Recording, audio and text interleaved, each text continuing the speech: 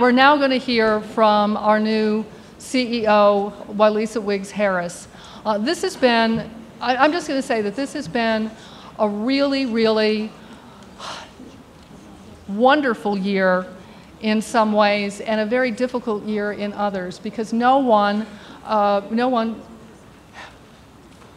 wants to be the volunteer president when the executive director retires. But I have to say that with as much trepidation as we all went into the search process, it was probably one of the most educational, most inspiring, most enlightening processes that I have ever been through. We did hire a search firm. It gave us a lot of insight into the national organization. It gave us a lot of insight and reinforced a lot of what we already know in terms of our need for change and the direction in which we need to go. We sorted through any number of candidates, but it was so clear by the end of the process that there was only one person who was going to lead us into the future and was going to be just the best fit for the League of Women Voters of the United States, and that person is Wylecia Wiggs Harris. And so I want you to welcome her to the podium.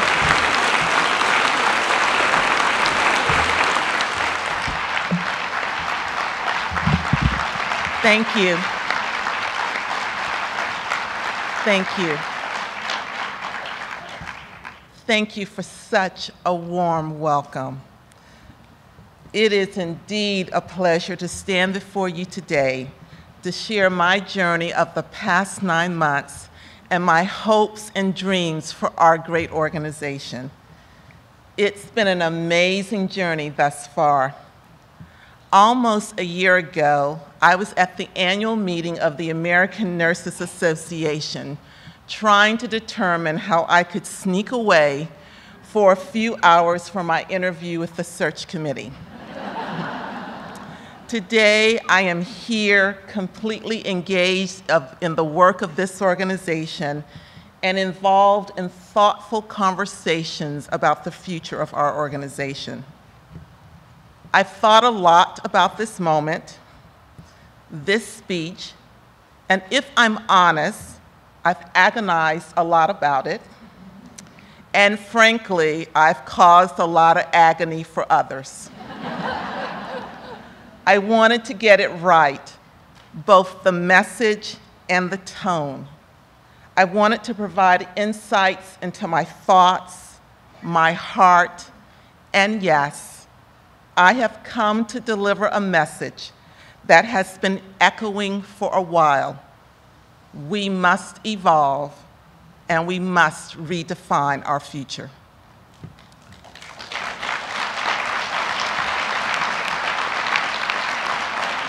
Thank you. I have, in fact, been test driving this speech for a few months. To those League members who listened to earlier versions and engaged in an ongoing dialogue with me about the future of our organization, thank you. To the potential funders who asked critical questions and delivered tough messages, thank you. And to those other countless individuals who have patiently listened to me discuss my journey of the past 9 months, thank you also. You have been my sounding boards as I contemplated how to best overlay my experiences and skills with the rich history and experiences of League members, League leaders, and League staffers. Well, we've reached the point on the journey when it's time to wrap up the test drive and get out on the open road. It's time to share what I've learned with a larger audience. This means sharing not only my experiences and thoughts, but the thoughts and experiences of all of those who have welcomed me into the conversation since I joined the League. Let me start by sharing a recent experience with you that has really pulled into focus for me what we are facing as an organization. This past Saturday, I was visiting a long-term friend. She happens to be a potential donor, but this was purely a social call. In the course of our conversation, we discussed a whole host of issues, including our expectations for the White House Conference on the United States of Women that I attended this past Tuesday. At one point in the conversation, the dialogue turned to the challenges that have presented themselves since I joined the League, and more specifically, some of my experiences with funders questioning how do we plan to demonstrate our ongoing relevance. My friend, who is used to being solicited by organizations, put me on the spot. She asked me to describe my donor pitch in one word. Then she upped the ante. She said, "Tell me in one word, why should I give to the League of Women Voters?" Talk about pressure. Talk about a teachable moment. One word. I knew the pitch I had recently used with Funder. I know the story I generally tell, but to distill it into one word, that's tough. So now, I'm going to put you on the spot. On the count of 3, shout out the one word that you believe resonated with her. All right, I didn't even get to 3.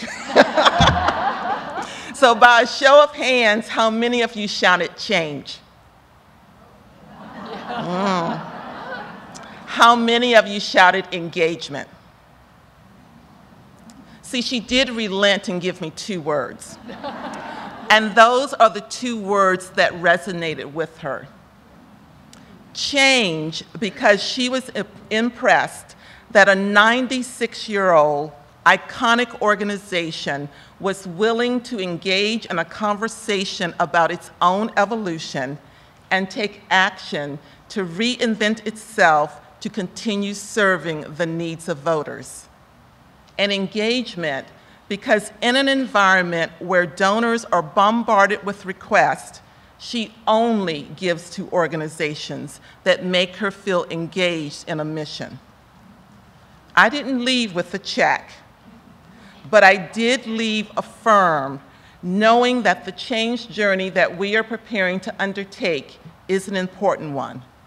And I left with a strategy to engage her in our work on her terms. As she ended our conversation, she said, "I've taught you too well." She knew I had on my listening ears. I was audience-centric, and I had found the sweet spot to her eventual gift. So today, I want to talk about our change journey and the importance of engagement. I want to talk about how these 2 concepts have been a part of the dialogue in my own journey to the League, how I have applied them to my role since I arrived, and why I hope you will join me, the National Board, and our staff in the next stage of our collective journey as we head towards our 100th anniversary. Some of you have heard my story. Many of you have not. The truth is that my journey to the League began years before I ever realized it. I was an activist in college, but tucked that piece of myself away after graduation. I have spent 20 years leading organizations in the nonprofit healthcare arena, launching extensive reorganization and leadership campaigns. During my tenure with the American Nurses Association, I was fortunate to help craft the national strategy that led to the revitalization of that iconic organization. Similar to the League, ANA is a federated organization that was experiencing membership declines and external questions about relevance. What's more, it had been decades since the ANA evaluated its governance structure, and its investment in technology lagged behind other organizations of comparable size. Working with its state affiliates, elected leaders, staff leaders, and other stakeholders, the ANA outlined a winning plan for increasing relevance.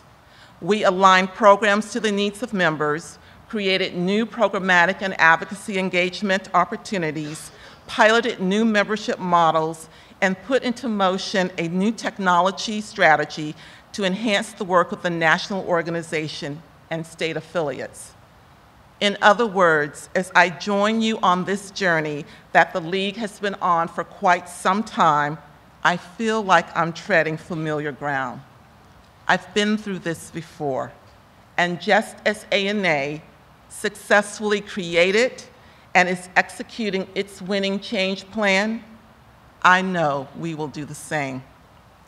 I know from past experience that successful change initiatives and winning strategies require a sense of urgency, a tremendous amount of courage, and strategic alignment, the willingness to move from dialogue to action, and the ability to function in the uncomfortable place of the unknown, where the I's are not dotted and the T's are not crossed.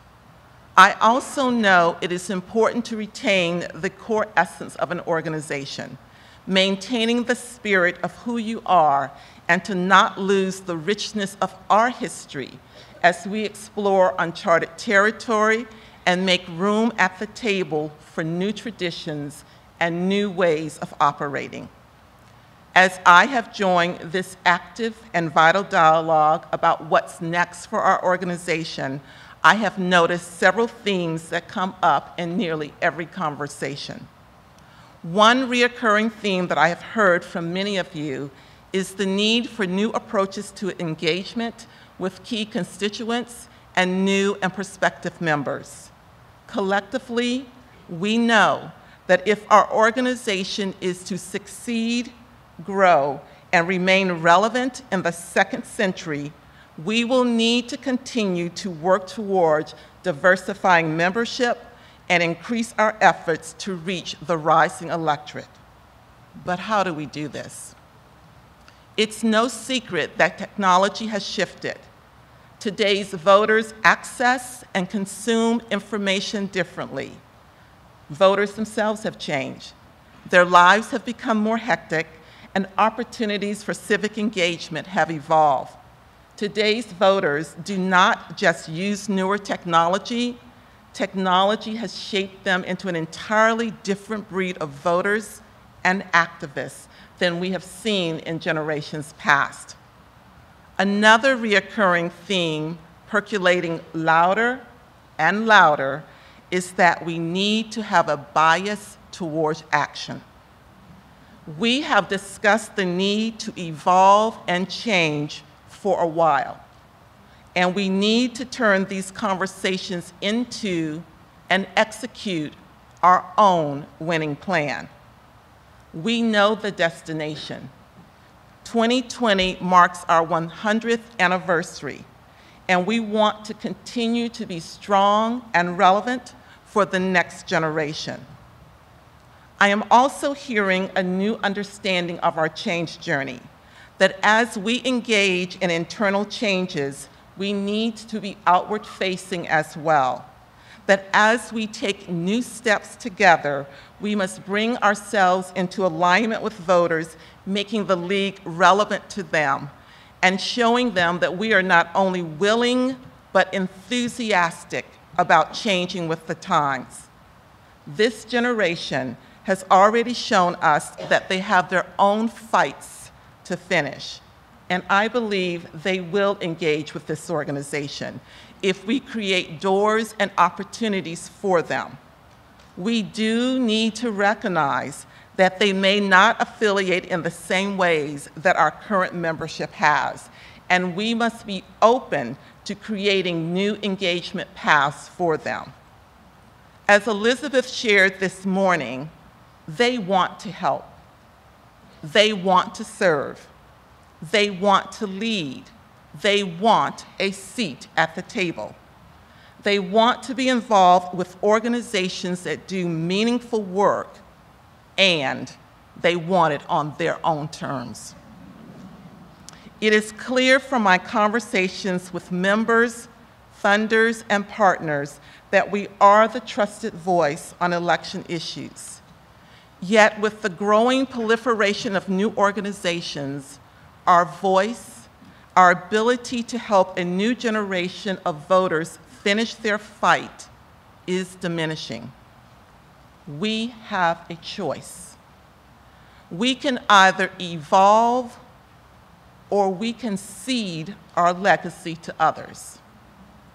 We don't want to, we don't plan to cede our legacy.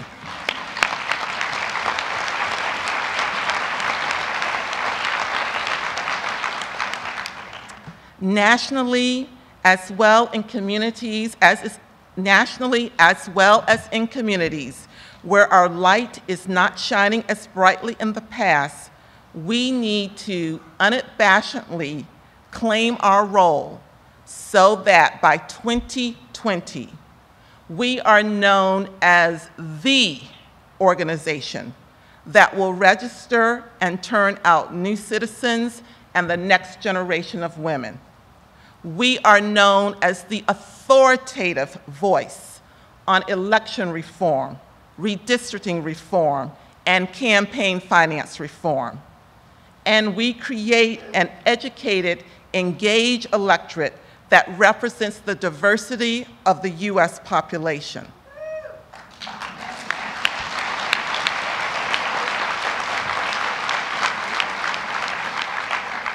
Why? Because this is not the time to let our guard down. The stakes are way too high. We all know the importance of this election. With no incumbent president, we will be selecting a new direction for our country. Control of the US Senate is up for grabs, as are legislative bodies at every level of government. We are seeing seismic shifts in the demographics of the American electorate, and for the first time in 50 years, voters will go to the polls without the protections of the Voting Rights Act. The influence of money in politics is greater than perhaps it has ever been, clearly greater than it has been since the reforms put into place after Watergate. The Supreme Court is deadlocked because of a yet-to-be-filled vacancy. And the country is engaged in a serious debate over questions of equality and power. And included in that debate are questions about how is the entire nation going to make democracy work. And we know when many of the organizations engaged in this election cycle return to their core work, we will still be here on the front lines fighting to make democracy work for all.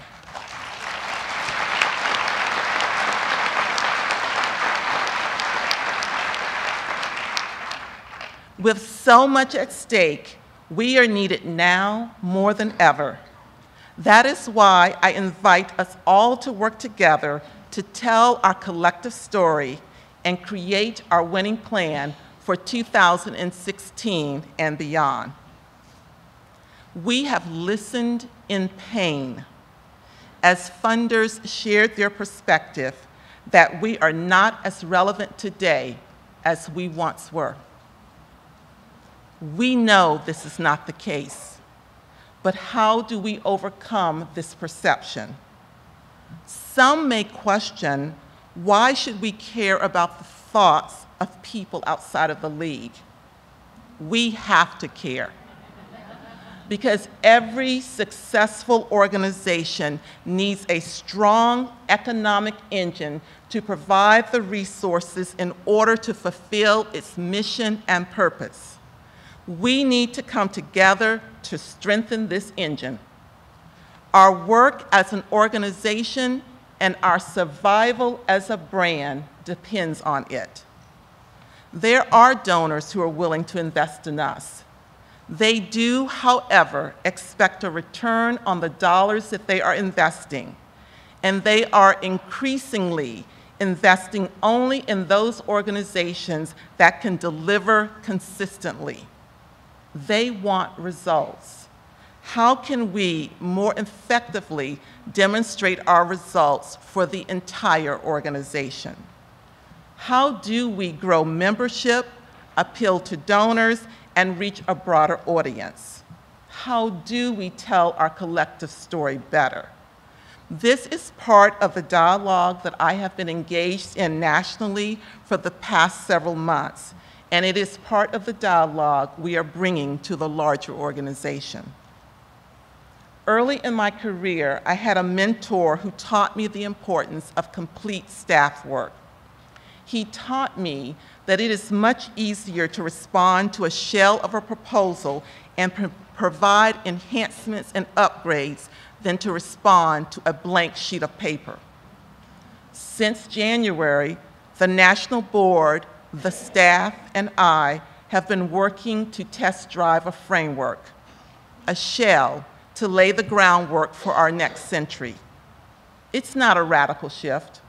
Rather, it is a reorganization of our work into a format that is resonating fairly well with those who have seen it. Nationally, we are beginning to organize our work into 3 broad mission categories: impact, relevance, and visibility. And we are identifying ways to become more data-driven.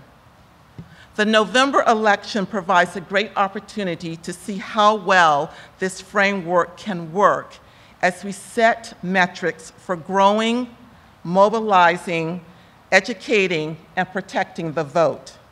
This outward-facing work is an important part of the winning plan. There is another part of the plan that is equally important: addressing our operating efficiencies as a federated organization and courageously engaging in conversations about what our culture, the things we do as a league, may contribute to or distract from our future growth and sustainability. This, too, is part of the national dialogue that I have been engaged in. Through our conversations, we have identified processes and procedures that need to be streamlined, and we have committed to one another that business as usual is not acceptable. I have also heard from some of you directly or through conversations that you have had with national board members and national staff that you also believe that business as usual is not acceptable. Finally, I have engaged in conversations related to strategic alignment and flexibility. How can the league engage in the core issues reflected in the now adopted Making Democracy Work campaign and still have the flexibility needed to be relevant at the community level? As we engage in these conversations about our future, the dialogue is rich, thoughtful, and candid. Some of you have spoken to me about the need to evaluate our structures. Others have discussed reevaluating what does it mean to be a league member. The beauty of this dialogue about our evolution is that it is occurring at all levels of the organization, and this is really great. We need to hear as many voices as possible. And as we engage one another, and several of you have heard me say this, we need to remember that we are having and conversations, not but conversations.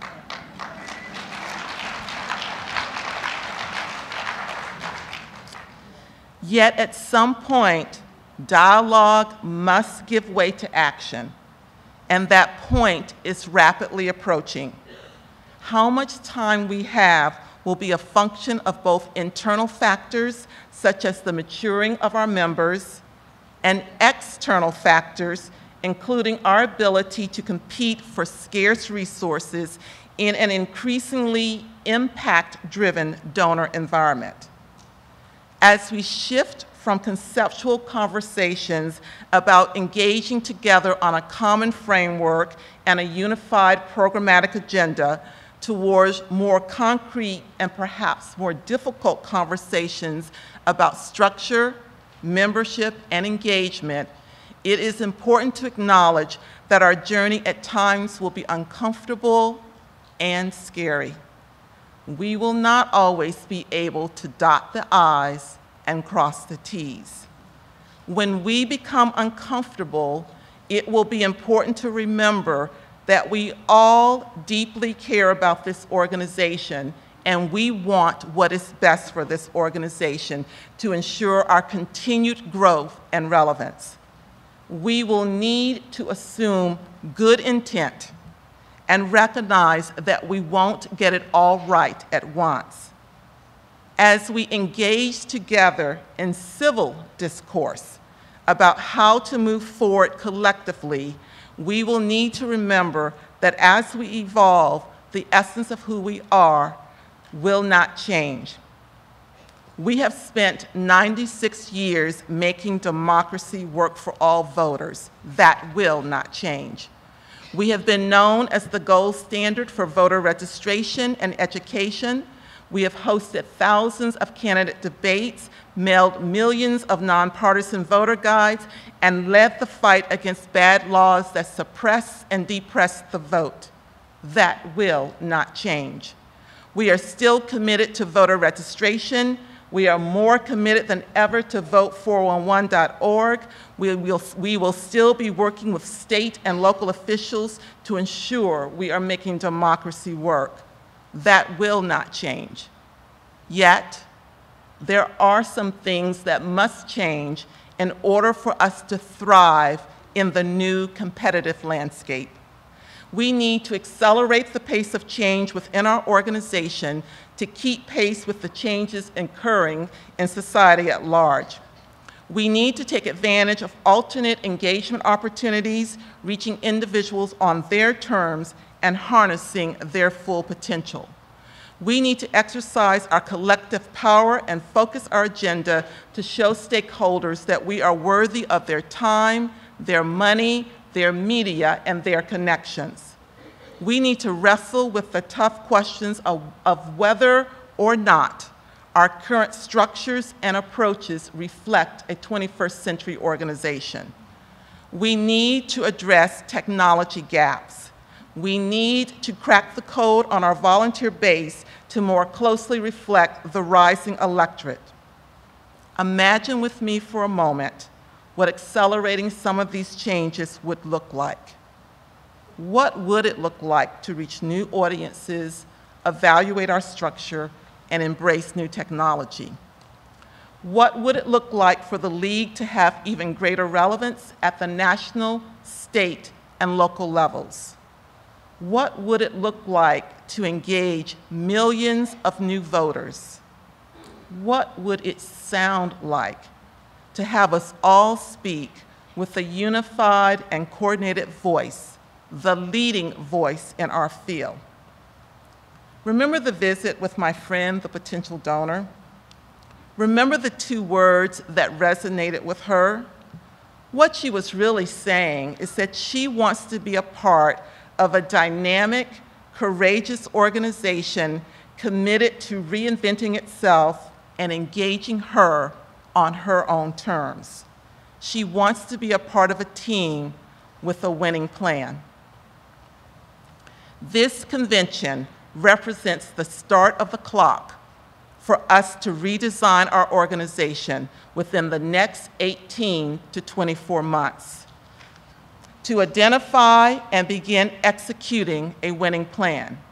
When we assemble in Chicago in 2 years, we should be prepared to take actions necessary to position us for greater success. And when we journey back to DC in 2020, we should be celebrating our successes and fine-tuning our strategies. So what am I asking for today? I am asking that we all be open to continued conversation and that we recognize the urgency of this change journey. I'm asking us to realize that we need a framework as a starting point in this conversation and that we be mindful of any biases we may have that could hinder our success.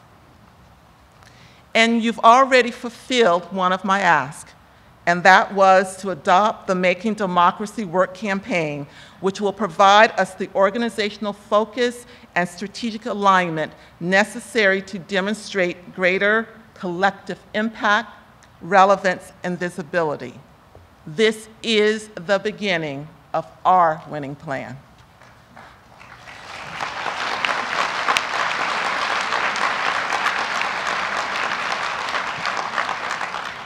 If we work together to embrace change, we can pick up the mantle of those who came before us.